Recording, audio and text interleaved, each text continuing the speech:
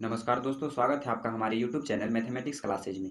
पिछले वीडियो में हमने देखा था वास्तविक संख्याएं कि वास्तविक संख्या क्या होती है। इसके बारे में हमने इसका परिभाषा उदाहरण से ही बता दिया। और ये वास्तविक संख्या दो पार्ट होते हैं वास्तविक संख्या का, एक परिमेय संख्या और दूसरा अपरिमेय संख्या। और हमने परिमेय संख्या के बारे में बताया कि परिमेय संख्या क्या होती है और अपरिमेय संख्या क्या होती है। हमने पिछले वीडियो में परिमेय और अपरिमेय के बारे में पढ़ लिया था। तो आप लोग हमारा पिछला वीडियो देखना चाहते हैं तो आप डिस्क्रिप्शन में जाके लिंक के माध्यम से देख सकते हैं। तो आइए हम लोग आगे बढ़ते हैं। तो आज इस वीडियो में हम लोग और संख्याएं के बारे में पढ़ते हैं कि संख्या कितने प्रकार से होते हैं, कौन से संख्या को क्या कहा जाता है, किस चीज़ से सूचित किया जाता है। तो आइए हम लोग स्टार्ट करते हैं आज का क्लास। पहला संख्या है प्राकृत संख्या। प्राकृत संख्या को इंग्लिश में नेचुरल नंबर कहते हैं। प्राकृत संख्या मतलब गिनती वाली संख्या को प्राकृत संख्या कहते हैं। गिनती वाली संख्या को प्राकृत संख्या कहते हैं। मतलब कि गिनती जहाँ से स्टार्ट होगी, गिनती हम लोग एक से गिनना प्रारंभ करते हैं, 1 2 3 4 और बहुत सारे डॉट डॉट डॉट, मतलब कि संख्या का अंत नहीं, ये अनंत तक। तो इसको नेचुरल नंबर है तो इसे हम लोग यन से सूचित करते हैं। इसे यन से सूचित करते हैं। प्राकृत संख्या को यन से सूचित करते हैं। गिनती वाली संख्या को प्राकृत संख्या कहते हैं, नेचुरल नंबर। तो अब हम लोग दूसरा संख्या के बारे में जानते हैं, पूर्ण संख्या। पूर्ण संख्या को इंग्लिश में होल नंबर कहते हैं। पूर्ण संख्या किसे कहते हैं? पूर्ण संख्या किसे कहते हैं?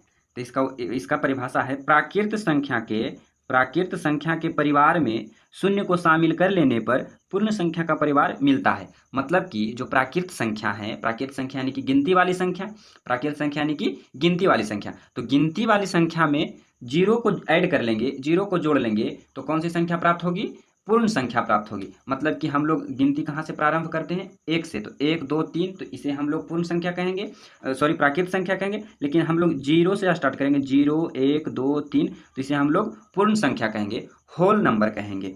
तो जीरो को शामिल कर लेने पर पूर्ण संख्या का परिवार मिलता है। तो आइए अब हम लोग नेक्स्ट संख्या के बारे में जानते हैं कि पूर्णांक किसे कहते हैं। ये सभी इंपॉर्टेंट नोट्स हैं, ये सभी इंपॉर्टेंट नोट्स हैं। आपको मैट्रिक परीक्षा में इन सभी नोट्स का यूज बहुत ज़बरदस्त होगा। इससे ऑब्जेक्टिव क्वेश्चन कवर होंगे। इन सभी का थ्योरी कवर करने के बाद हम लोग क्वेश्चन बैंक को करेंगे, क्योंकि क्वेश्चन बैंक जितने भी क्वेश्चन आते हैं सभी क्वेश्चन बैंक से ही पूछे जाते हैं। क्योंकि बिहार बोर्ड जो क्वेश्चन पूछा है उसी को 5 साल पीछे, 2 साल पीछे वही सब क्वेश्चन को उलटफेर करते रहता है। तो हम लोग क्वेश्चन बैंक को पढ़ेंगे। तो उससे पहले हम लोग थ्योरी को कवर कर लेते हैं, क्योंकि क्वेश्चन को बनाने के लिए थ्योरी की जानकारी होनी चाहिए। इसीलिए हम लोग पहले थ्योरी कवर करते हैं, उसके बाद हम लोग क्वेश्चन बैंक को सोल्व करेंगे। तो देखिए, पूर्णांक किसे कहते हैं? पूर्णांक को इंग्लिश में इंटीजर कहा जाता है। इंटीजर, तो इसका परिभाषा सभी धनात्मक, ऋणात्मक एवं शून्य को पूर्णांक कहते हैं। मतलब कि जितने प्लस वाले संख्या होंगे, माइनस वाले संख्या होंगे, जीरो होंगे, वो सभी क्या होंगे?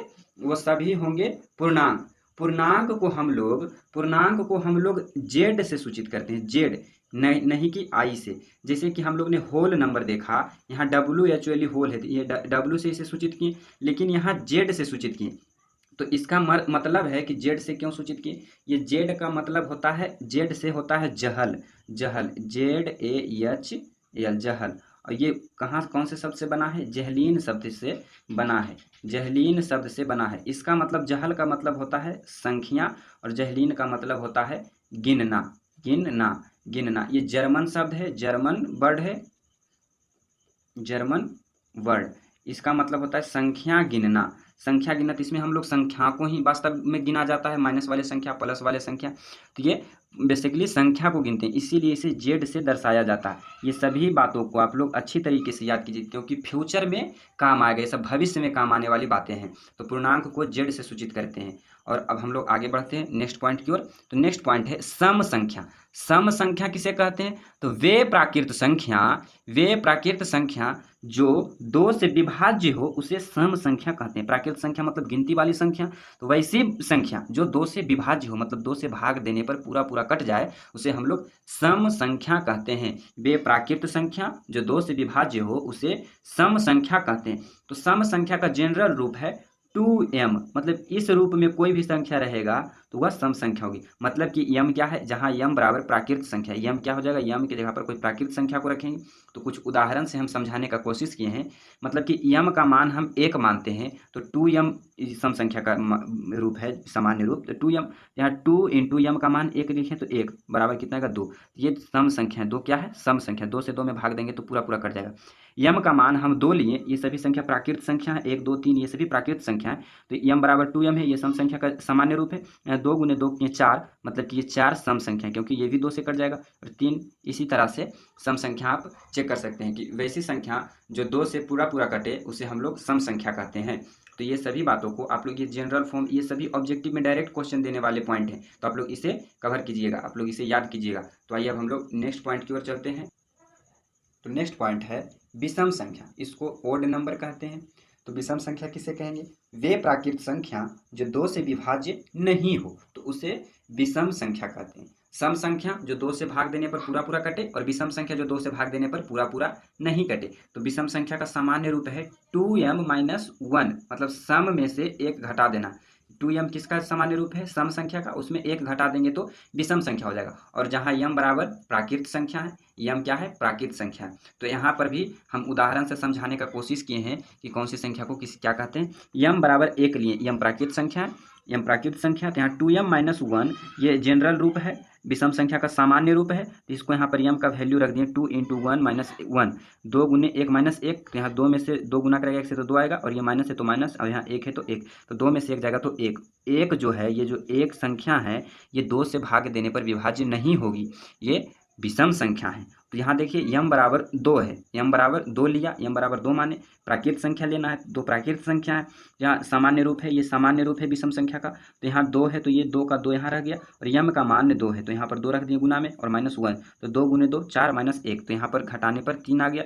ये 3 भी विषम संख्या है, मतलब 3 को 2 से भाग देंगे तो नहीं लगेगा भाग। इसी तरह से m बराबर 3 लिए, तो ये सामान्य रूप है 2m - 1, तो 2 × 3, तो 2 × 3 यहाँ माइनस होगा, 2 × 3 करेंगे तो 6, और -1, तो 6 में से 1 जाएगा तो 5, ये 5 भी 2 से भाग देने पर पूरा नहीं कटेगा, तो ये भी विषम संख्या है। तो विषम संख्या का सामान्य रूप 2m - 1, ये सभी आप लोगों को ऑब्जेक्टिव क्वेश्चन में डायरेक्ट पूछे जाएंगे मैट्रिक एग्जाम में, तो आप लोग इसे अच्छी तरीके से देखिए। तो आज के लिए इतना ही, अब मिलेंगे हम लोग नेक्स्ट वीडियो में, और इस थ्योरी को कंप्लीट हो जाने के बाद हम लोग क्वेश्चन बैंक को कवर करेंगे। जैसा कि हमने वीडियो में भी बताया कि क्वेश्चन बैंक से ही क्वेश्चन पूछे जाते हैं, क्योंकि बिहार बोर्ड के पास और फालतू के क्वेश्चन नहीं होते। जो क्वेश्चन पूछे जा चुके हैं पिछले वर्ष, उन्हीं क्वेश्चनों को दोबारा तिबारा दोहराया जाता है। इसीलिए ये थ्योरी कंप्लीट हो जाने के बाद हम लोग क्वेश्चन बैंक को करेंगे।